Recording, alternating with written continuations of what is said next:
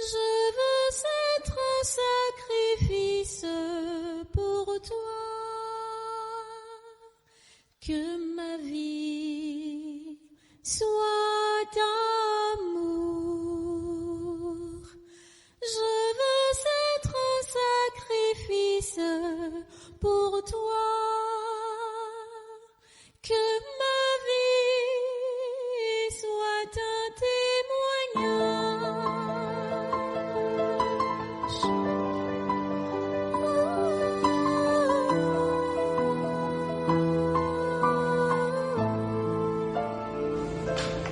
Le thème que nous allons partager ce soir est le suivant: chercher Dieu, le trouver et demeurer en lui.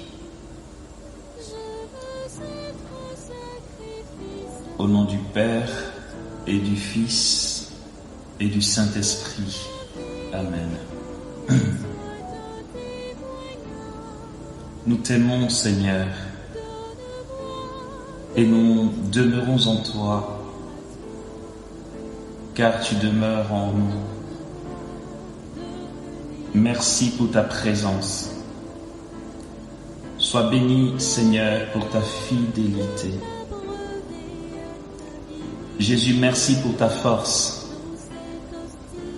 Merci pour ta puissance, pour ton autorité, ta souveraineté, ta royauté, ton éternité, ta sagesse.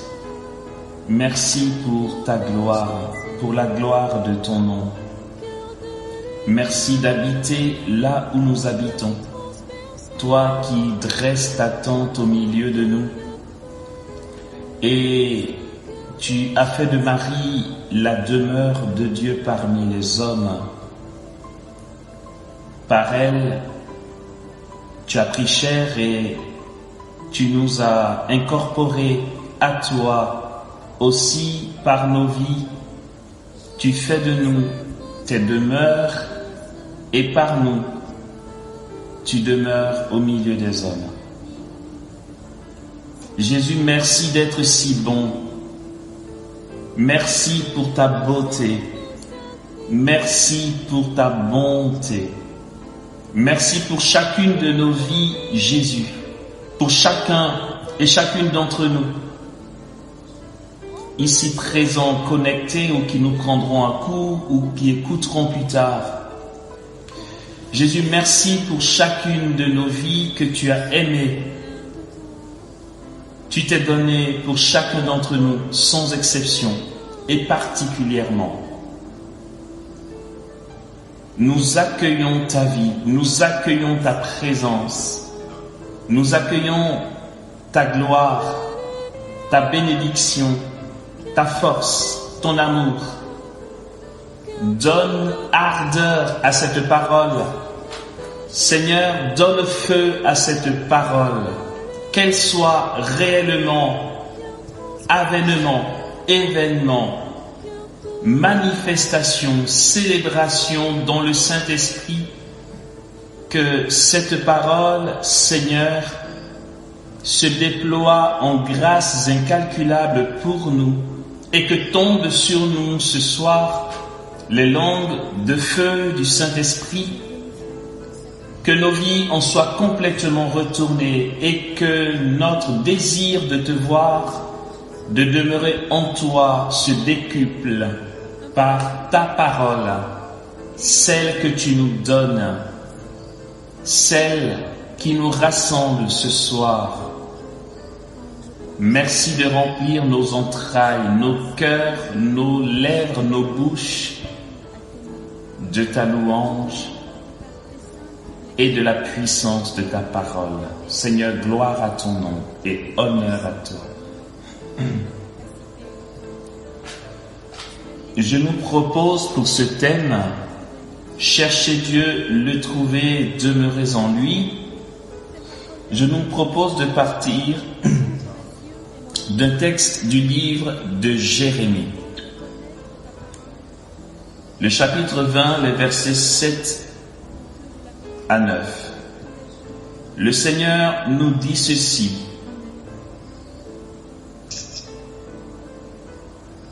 Tu m'as séduit, Seigneur,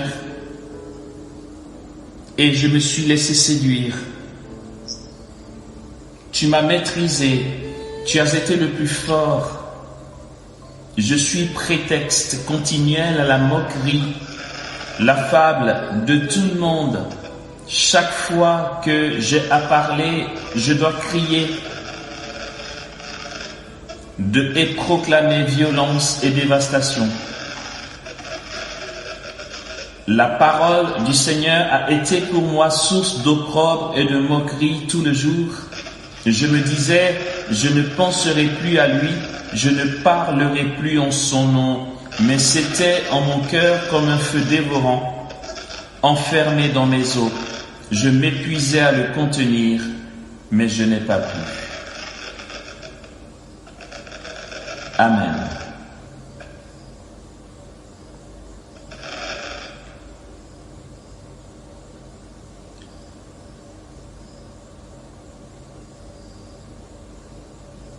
Ce thème qui nous rassemble ce soir, il est beau. Il est grand. Il est l'essentiel de notre vie, de notre existence. Il s'agit pour nous de trouver Dieu, le seul par qui nous avons été appelés à l'existence.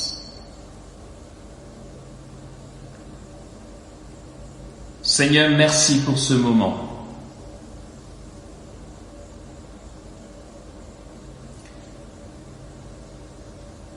D'entrée de jeu, il me vient une petite histoire. Lorsque j'étais dans le 77 à Paris, au monastère de la Visitation, il nous arrivait d'accueillir de temps en temps des personnes. Ce n'était pas vraiment une maison d'accueil, mais dans le souci donc de donner Jésus et de manifester la charité chrétienne, il nous arrivait d'accueillir quelques personnes. C'est ainsi que nous avons accueilli une jeune fille qui était, oui, quasiment SDF, qui passait par là et qui est entrée dans le monastère un jour que nous avions un après-midi spirituel. Elle est rentrée, il y avait du monde, elle était cachée au milieu de cette foule, et puis à la fin du temps de prière, pendant les partages, elle s'est approchée d'un frère, elle s'est présentée, disant qu'elle passait par là et qu'elle a assisté à la prière et demandait comment on s'y prend pour prier régulièrement avec nous. On lui a donné les informations et puis, vu avec le responsable, il était question qu'elle vienne passer un séjour chez nous. Elle a passé le séjour, enfin elle est venue, le rendez-vous a été pris, elle est venue avec ses affaires, restée quelques mois avec nous. Mais à la base, il était question qu'elle fasse juste 1 mois, ce qui n'est pas rien pour quelqu'un de son milieu. Et puis, le mois s'est prolongé. Le Seigneur a fait grâce et elle est bien rentrée dans notre rythme. C'était assez époustouflant de voir une personne qui ne débarque pas d'un milieu catho, de paroisse, de groupe de prière, entrer, mais sans trop grande difficulté dans notre rythme. Et j'allais même dire, c'est l'attitude intérieure adéquate pour mieux se laisser façonner, puisque nous autres, nous sommes beaucoup trop intelligents, on sait trop comment on fait, et il nous est difficile d'adopter un nouveau rythme, d'adopter on va dire, une spiritualité nouvelle. Vu qu'elle était neutre, elle avait un cœur tout neutre qui était dépourvu de tout bagage de religiosité, de vie chrétienne, d'expérience. Elle est très vite rentrée dans notre rythme parce qu'elle s'est laissée faire. Et c'est ainsi que, chemin faisant, elle a pris goût de Dieu, elle a vraiment pris à cœur ce moment-là. On la retrouvait de temps en temps toute seule dans la chapelle à prendre des temps d'adoration. Elle aimait prier, elle était serviable, elle nous faisait la cuisine, mais vraiment très docile. Et puis voici qu'elle nous partage qu'elle a un souci avec ses parents. Enfin, un souci, c'est que ses parents ne croient pas en Dieu, et ça l'a frôlée elle aussi. Elle souhaiterait tellement que ses parents aient une rencontre avec Dieu. Plus elle n'était pas en de bons termes avec sa mère. Et on l'a aidé à recontacter sa mère, le dialogue se refaisait petitement à compte-gouttes. On a proposé une rencontre, mais c'était trop lui demander. On a continué à porter ça en prière jusqu'à ce que, de fil en aiguille, la grâce ayant agi, sa mère a accepté de passer au monastère. Une maman qui ne croit pas en Dieu, qui n'est pas chrétienne et qui est en froid avec sa fille. Quand on a appris que sa mère venait, c'était l'événement du coin. On était tout contents pour elle. On appréhendait aussi tous. On se demandait comment ça va se passer. Est-ce qu'il va y avoir un clash? Est-ce que le miracle va s'opérer? Il y aura la réconciliation? Et comment sa mère va prendre d'être dans un monastère avec sa fille, des religieux, à la carte, la messe, les offices et tout. Bon, on appréhendait quoi. Et puis, la mère arrive, on est tout respectueux, on fait attention de ne pas faire de bourde pour ne pas qu'elle s'enfuit. Et puis, ça s'est relativement bien passé, le premier contact en tout cas.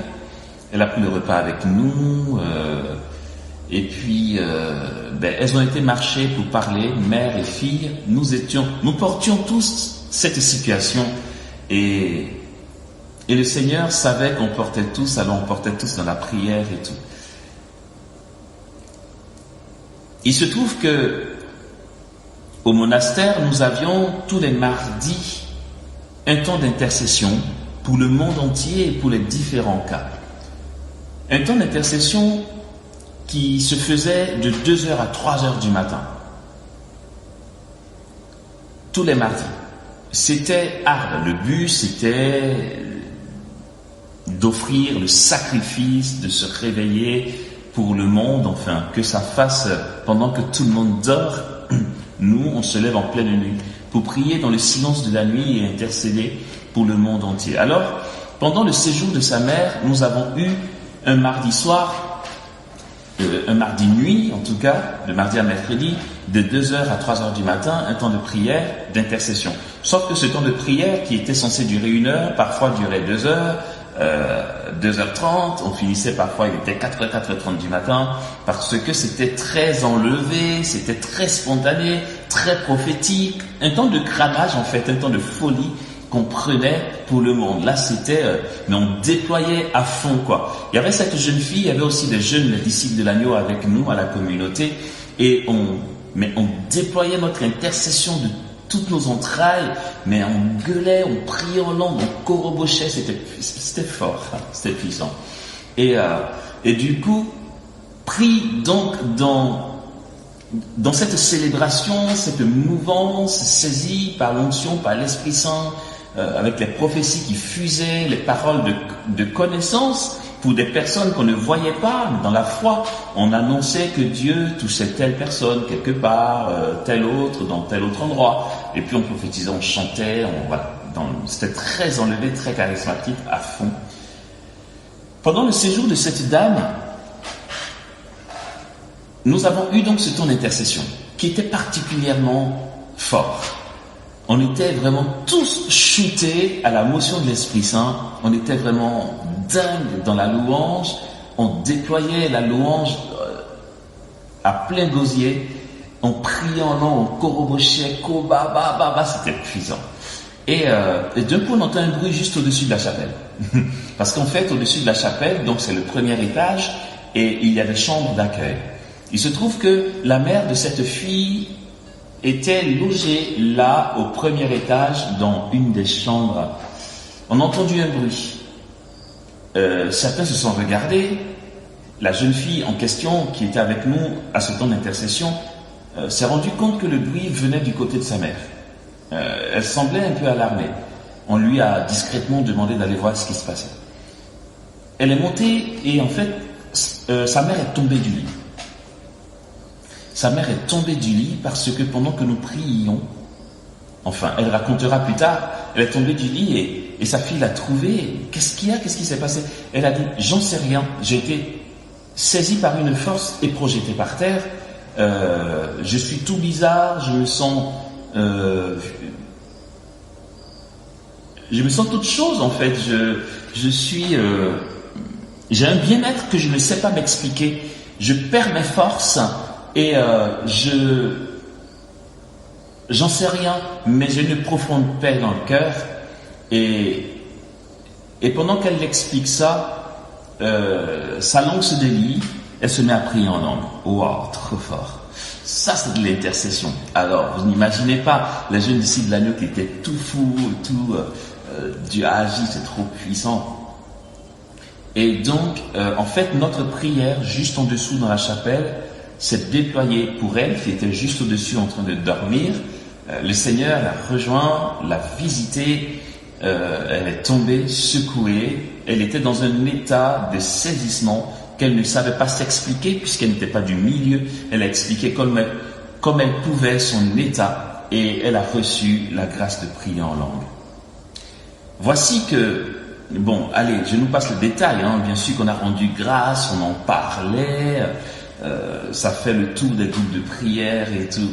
Et bien plus tard, je crois quelques années après, parce que moi, plus tard, je suis parti sur la maison d'Abidjan, et puis je faisais des tours en France. Lors d'un de mes passages, à peu près 2-3 ans après cet événement-là, je suis invité à Lille pour un enseignement. Et quand j'arrive, qui c'est que je vois? La jeune fille en question qu'on avait accueillie dans le temps, qui était au micro en train de chanter, et qui c'est qui joue à la guitare à côté? La maman. La maman qui avait été saisie juste là-haut. En fait, cette dame a accepté de venir voir sa fille dans un monastère. Ce n'était pas gagné. Elle vient et en fait le Seigneur l'attendait. Elle a été complètement retournée comme une crêpe, on peut le dire. Sa vie a complètement changé. Et voici que l'on pourrait appréhender, redouter un feu de paille. Mais non, quelques années plus tard, elle est si engagée à la suite de Jésus qu'elle rend service même dans le cœur. Elle est parmi les instrumentistes, elle joue et sa fille chante. Ok. Bien sûr que, en racontant ça, je pense à notre thème. Je relis quelques versets de ce texte que nous avons entendu en introduction. Jérémie dit ceci. « Tu m'as séduit, Seigneur, et je me suis laissé séduire. Tu m'as maîtrisé, tu as été le plus fort. Je suis prétexte continuel à la moquerie, la fable de tout le monde. Chaque fois que j'ai à parler, je dois crier et proclamer violence et dévastation. La parole du Seigneur a été pour moi, dit-il, source d'opprobre et de moquerie tout le jour. Je me disais, je ne penserai plus à lui, je ne parlerai plus en son nom, mais c'était en mon cœur comme un feu dévorant. Enfermé dans mes os, je m'épuisais de le contenir, mais je n'ai pas pu. » C'est au-delà de nos forces humaines, au-delà de nos compétences, au-delà de ce que nous pouvons porter ou supporter lorsque Dieu agit en nous. Sa présence en nous est si forte que l'amour vient nous conduire dans un au-delà du supportable. Jérémie n'en peut plus. Humainement parlant, il n'en peut plus parce que annoncer la parole de Dieu lui vaut moquerie, incompréhension. Et dans une raison humaine, il décide de ne plus parler au nom du Seigneur. Je serai mieux comme ça, je serai tranquille. Mais comme nous l'avons entendu, c'était en mon cœur comme un feu dévorant, enfermé dans mes os. Je m'épuisais à le contenir, mais je n'ai pas pu. Finalement, chercher Dieu, c'est l'avoir déjà trouvé. On ne cherche pas Dieu, frères et sœurs, si on ne l'a pas déjà trouvé. C'est l'attitude de cette femme dont je viens de parler dans son histoire avec sa fille. Elle ne cherchait pas Dieu. Dieu est venu à sa rencontre. Elle a vécu cette expérience forte de Dieu et voici qu'elle y est restée fidèle. Parce que ça promet, parce qu'elle a été séduite dans son cœur et que du haut de son âge, après toutes ces années qu'elle a vécues sur la terre, dans ses convictions humaines, sa philosophie, son idéologie, quelque chose se produit dans son être et elle y reste. Elle décide de rester là, à servir le Seigneur aux côtés de sa fille. La réconciliation se fait, la conversion se fait et la demeure en Dieu se fait dans sa fidélité, dans la présence de Dieu par le service. On ne cherche pas Dieu si nous ne l'avons pas déjà trouvé. Dieu a l'initiative de notre salut. Au grand jamais de toute l'histoire de l'humanité, de toute l'histoire de Dieu avec son peuple, il n'a jamais été question d'un individu qui ait désiré chercher Dieu et le trouver si il n'y a pas eu antérieurement une rencontre qui séduit, une rencontre qui fascine, une rencontre qui transforme l'être profond au point d'avoir soif de plus pour chercher Dieu. La théologie spirituelle est claire. C'est Dieu qui est à l'initiative de toute rencontre avec lui. Or, ce n'est pas encore la fin. Ce n'est fin, F-A-I-M. Ce n'est pas encore la soif. C'est une rencontre. Et autant ça s'est passé pour cette dame, autant le Seigneur le manifeste pour tant d'âmes. Il se manifeste à nos âmes, nous en sommes séduits, alors nous allons à sa suite. Qu'avons-nous goûté, qu'avons-nous vu? De quoi avons-nous pris conscience? Qu'est-ce qui bouillonne en nous? Quelle source murmure en nous pour chercher Dieu? Nous pouvons le chercher au cœur de la souffrance. Nous pouvons le chercher parce que nous sommes fascinés par lui. Voici comment ça marche. On va faire un petit détour un peu technique en deuxième partie de cet enseignement. Déjà, redisons-nous le contexte de ce temps de partage. Quelque chose arrive. En fait, une idée que j'aurais appelée un appel divin est en gestation en nous, membres des équipes d'école de prière, particulièrement dans son apostolat, dans son service, parcours je veux voir Dieu. Quelque chose arrive, c'est cette convention du parcours je veux voir Dieu, une convention ouverte à tous ceux qui souhaitent y participer, à tous ceux qui souhaitent nous rejoindre de la Côte d'Ivoire ou d'ailleurs. C'est une convention internationale. Quelque chose se prépare, frères et sœurs. Et cette convention va rassembler des personnes qui se sentent interpellées par le parcours je veux voir Dieu.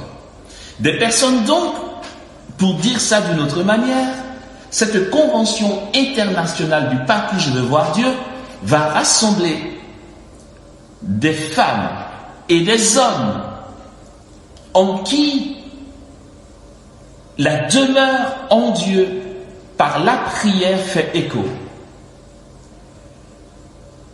Des frères et sœurs en Christ qui ont faim et qui ont soif de plus.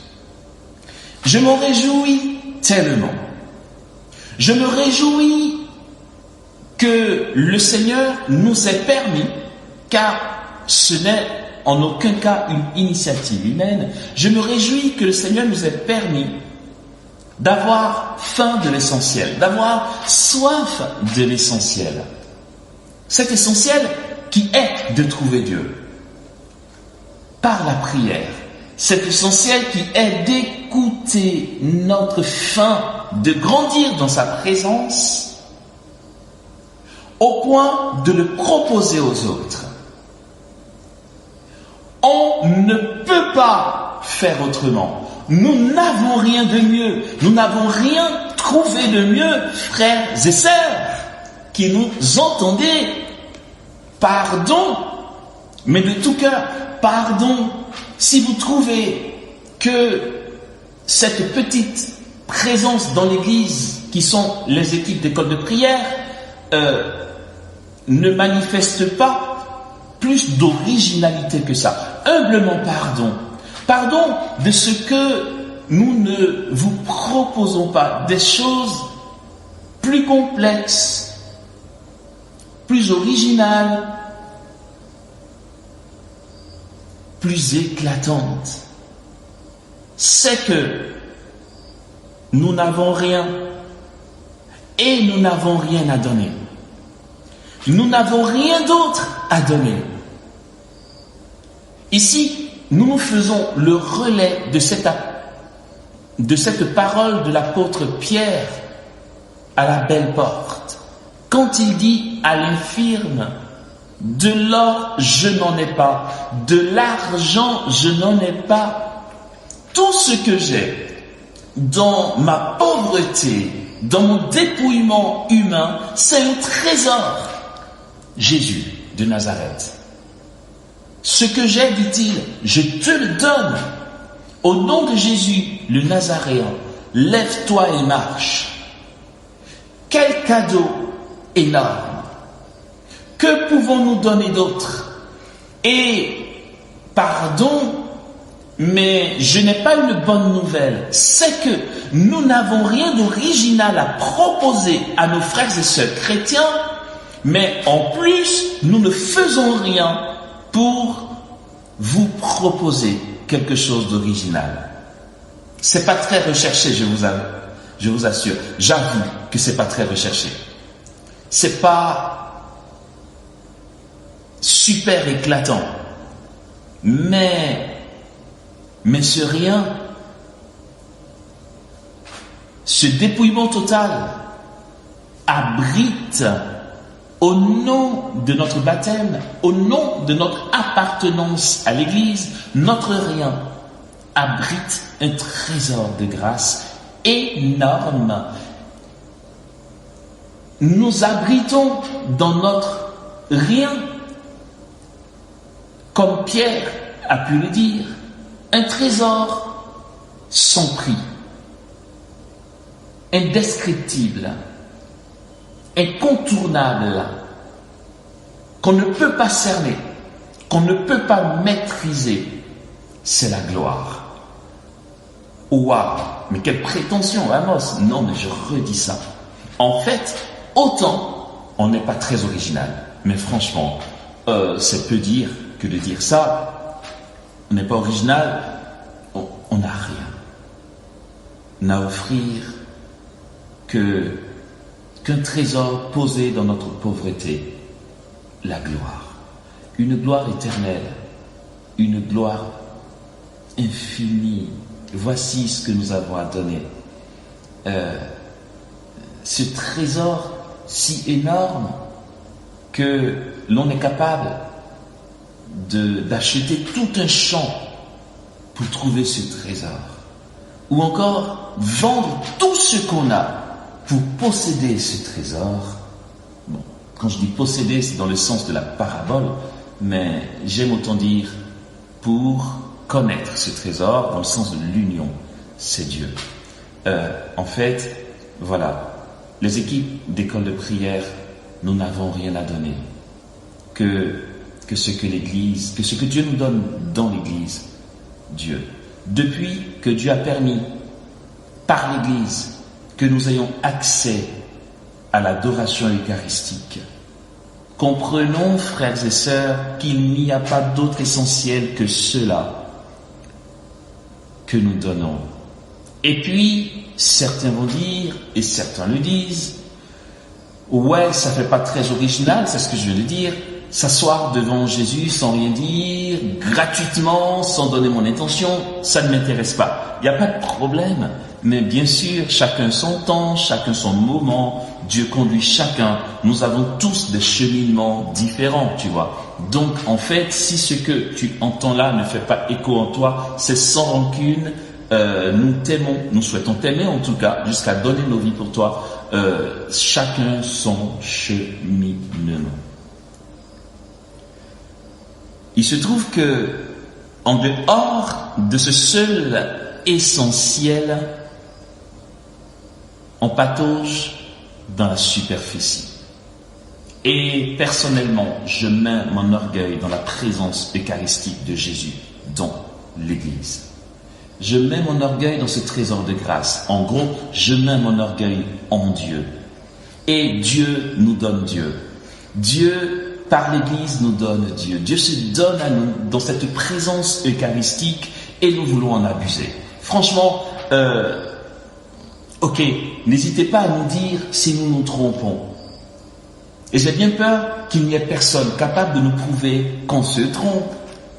Quand nous voulons investir de toute notre énergie pour abuser de la présence de Dieu, n'est-ce pas lui que nous cherchons? Or, tous ceux et toutes celles qui vont nous rejoindre à la convention internationale du parcours Je veux voir Dieu sont des personnes qui ne cherchent pas Dieu, en fait, qui ont soif de Dieu. La réalité, c'est ça. Ce sont des personnes qui ont déjà goûté quelque chose, c'est ce que nous avons commencé à dire depuis, et qui ont soif de plus, et qui viennent. Je me rappelle, dans le catéchisme, il est dit ceci, mais vraiment comme ça. Pourquoi je me rappelle ce passage du catéchisme de l'Église catholique? C'est ce que déploie notre présence à la présence de Dieu, ce que déploie le cœur à cœur, ce que déploie la durée en Dieu, comme Moïse au Sinaï, comme Jésus lui-même au désert 40 jours en communion avec son Père,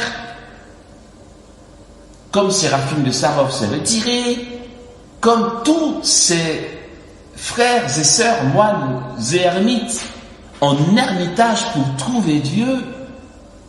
Il se produit de transfiguration et notre monde en a besoin. Notre monde a besoin d'être transfiguré. L'Église elle-même a besoin de rayonner comme le soleil peut illuminer le globe terrestre. Que les chrétiens soient la présence du royaume, mais une présence tangible, palpable, réelle, agissante. puissante au cœur de ce monde. Que la gloire de Dieu se fasse voir par nos actes, par nos vies, par nos prières. Mais allons un peu plus loin, de manière visible, palpable, dans des manifestations réelles de la puissance de Dieu.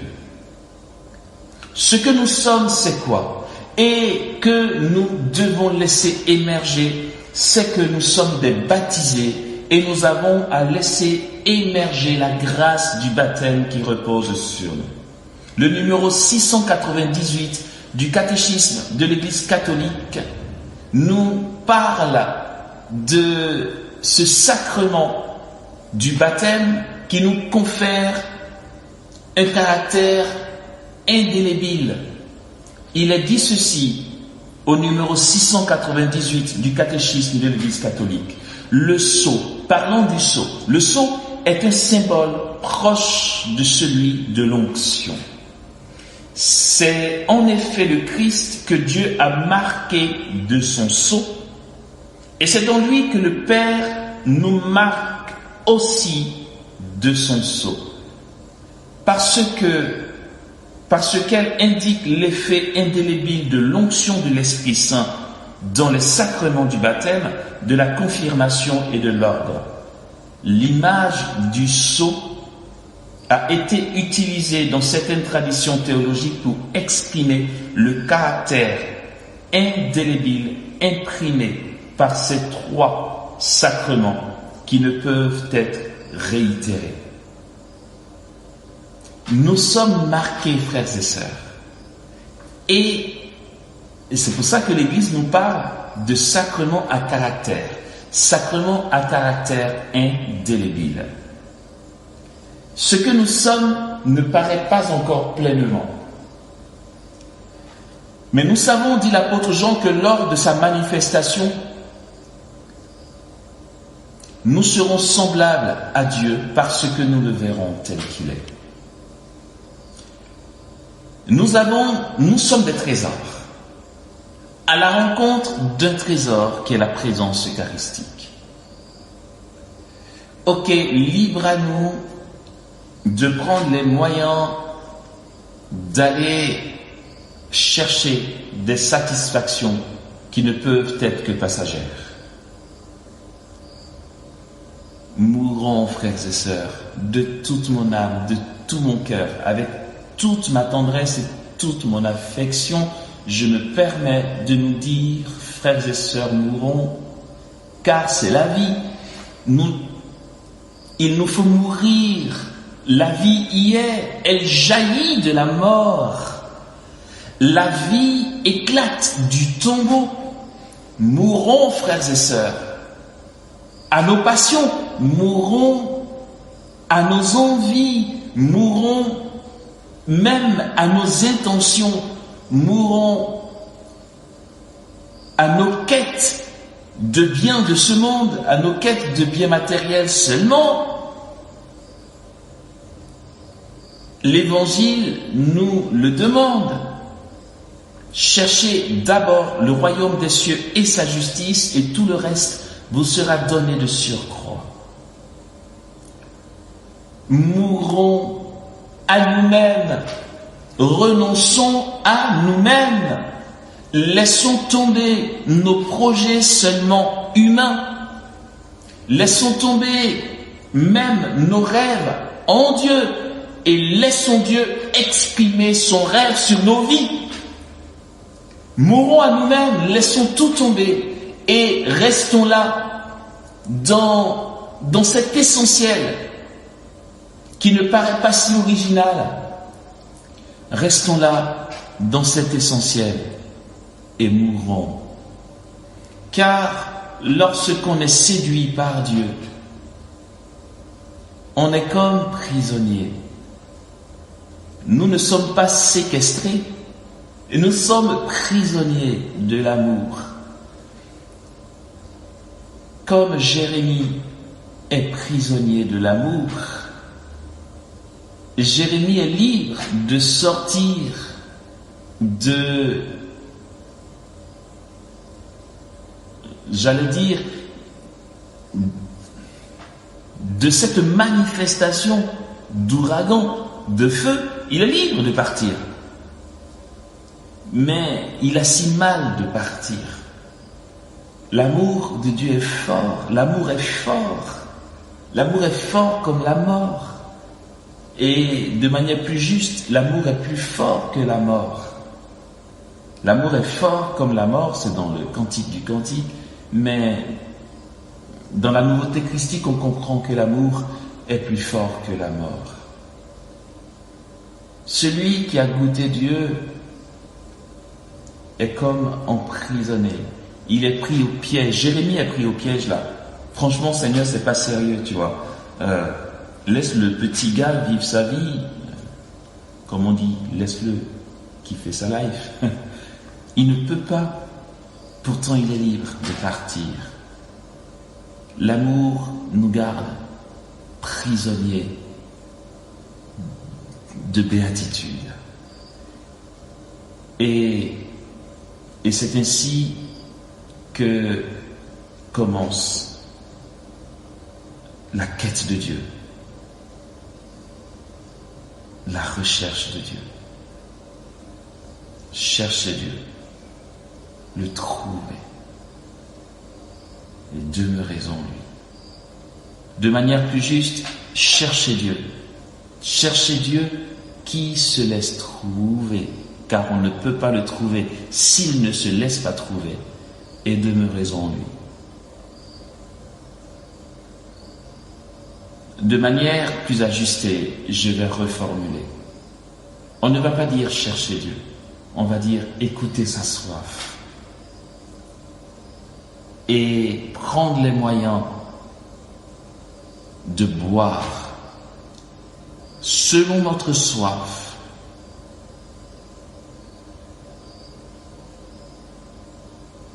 Être comblé dans sa soif et y demeurer encore. Nous allons avancer. Je vais le redire d'une troisième manière. Non pas chercher Dieu, mais écouter sa soif, être comblé dans sa soif et être enfermé. Être prisonnier.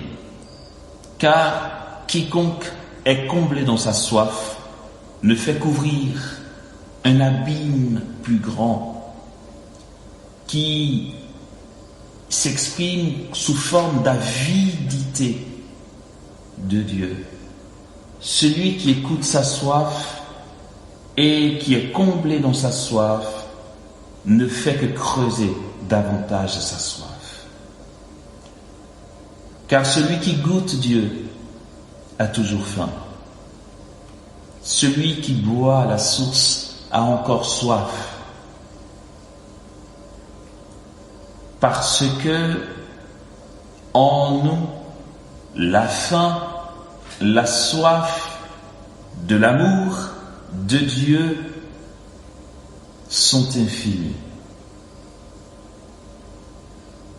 On n'a pas intérêt à vouloir goûter Dieu, sauf si nous sommes prêts à entrer dans la passion. Et je vais m'arrêter là-dessus. Aimer Dieu, c'est une passion, nous conduit dans une passion telle que la tendance humaine est de se retirer. Et lorsque l'on prend les moyens d'arrêter cette aventure d'amour avec Dieu, alors il y a un vide. Et le malheur s'installe, et la tristesse s'installe. Et nous devenons fébriles, chétifs. On se rend compte alors qu'il nous faut y retourner.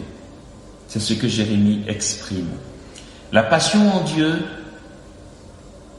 elle est brûlante. La passion dans l'amour est brûlante. Cette passion va nous servir des temps de bonheur, mais cette passion va nous servir aussi des temps de douleur, et c'est pas tout. Cette passion qui est un feu va nous servir de l'ardeur aussi. L'amour est fort, et c'est cela la passion. On ne s'ennuie pas, mon Dieu.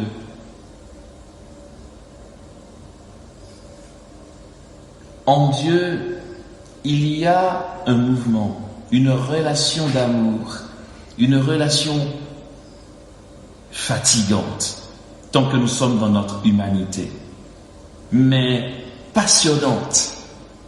On pleure, on est brisé, on est humilié, on rit, on danse, on fait l'expérience de la puissance.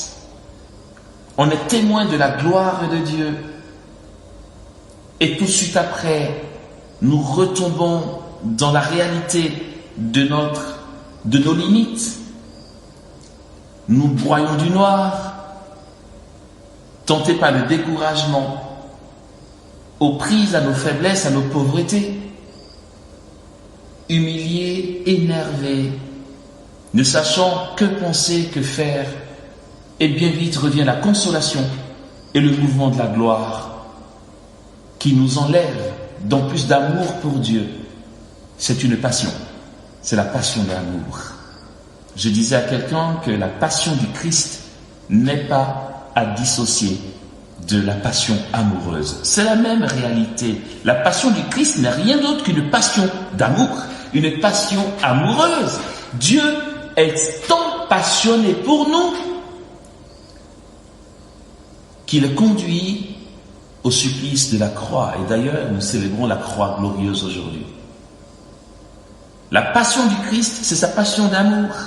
C'est vrai qu'à force, quand on dit passion du Christ, on voit sa souffrance, et c'est le cas, c'est vrai.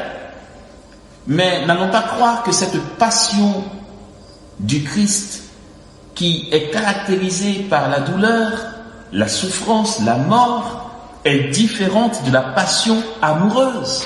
Bon, c'est un autre thème, mais il faut que nous comprenions que aimer passionnément, c'est souffrir passionnément. Aimer passionnément, c'est vivre sa passion, comme celle du Christ. Sauf que nous autres, je parle de moi d'abord, je veux aimer passionnément et je me laisse décourager très vite. Dès la première incompréhension, la première souffrance, la première difficulté. Voici les deux cas de figure, frères et sœurs. Dieu nous saisit. Il est le premier qui vient à notre rencontre. C'est lui qui en a l'initiative. Lorsqu'il vient, nos cœurs sont si fascinés par lui que nous avons faim, nous avons soif. Alors, réellement commence la recherche de Dieu. Mais maintenant que nous le savons, nous pourrons dire, alors commence maintenant la quête d'être comblé dans notre soif. Et cette quête de Dieu qui nous fait nous mettre en route, ou qui devrait nous donner de nous mettre en route et de prendre des moyens, les moyens selon notre faim. Si tu n'as pas beaucoup faim, tu ne manges pas assez. Tu n'as pas beaucoup soif, tu ne bois pas assez. Si quelqu'un a soif, si l'un d'entre nous a vraiment soif de goûter Dieu, de vivre Dieu, de connaître Dieu, d'être uni à lui, alors qu'il boive selon sa soif.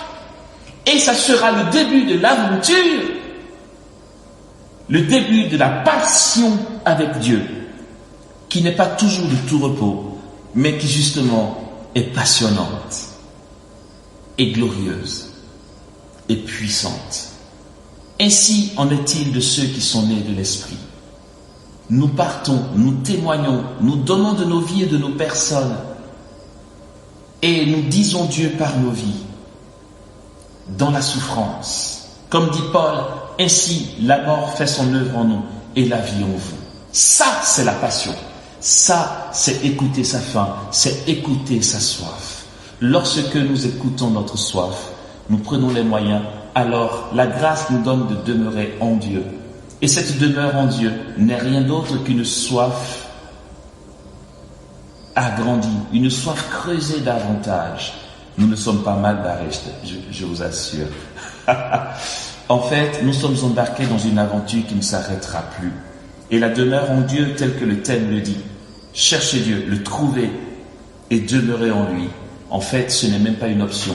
Si tu as été comblé dans ta soif, entendons, si tu as trouvé Dieu, alors tu le chercheras encore parce que cette soif ne fera que creuser et tu n'auras pas d'autre choix que de demeurer en lui. Parce que ta soif sera plus grande et tu iras de soif en soif,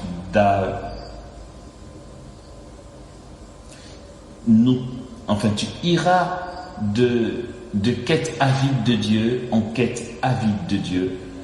Et n'allons pas chercher plus loin, c'est tout ce que ça veut dire. Lorsque l'apôtre Paul dit, nous allons de gloire en gloire. Aller de gloire en gloire, c'est descendre au plus profond de notre abîme. Plus nous montons dans la vie d'union à Dieu, et plus l'abîme en nous qui attire Dieu, qui a soif de Dieu, se creuse comme un puits sans fond. Et Seigneur, fais de moi un puits sans fond.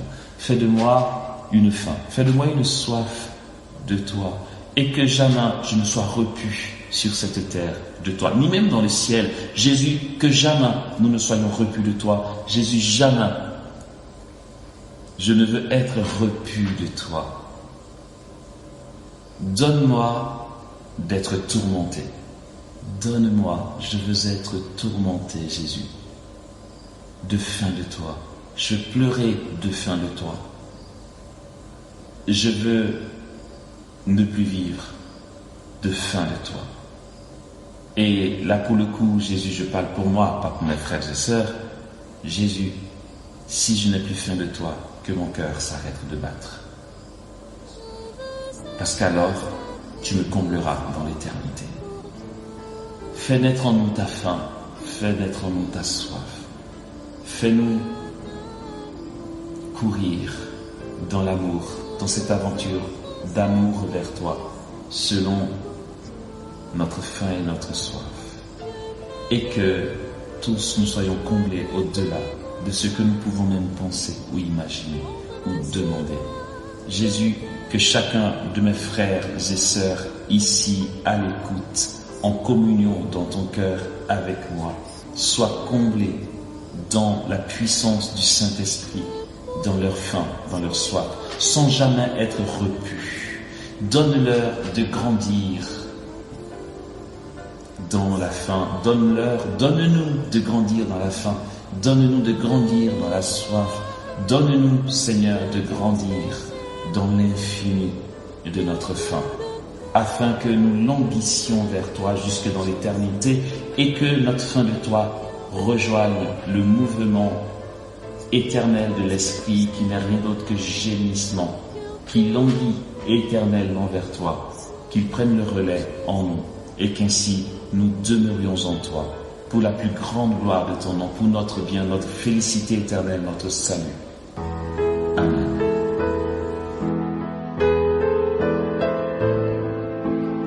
Je veux me faire sacrifice pour être la joie de ton cœur. Je veux t'offrir toutes mes douleurs, Jésus, parce que je t'aime. Un feu ardent brûle en moi et me donne même des larmes à verser. Un désir ardent de ta présence envahit mon cœur quand je pense à toi. Je ne suis qu'un simple humain, pécheur, qui peine à t'aimer. Je te demande par tes saintes blessures de venir t'aimer en moi, afin que je sente moins mon incapacité de toi. Tu es l'époux de mon âme, et je veux en venir à l'union parfaite avec toi. Jésus, fais-moi connaître tes mystères, ouvre mes yeux et mon esprit à ta gloire. Donne-moi de connaître ta parole, qu'elle produise chair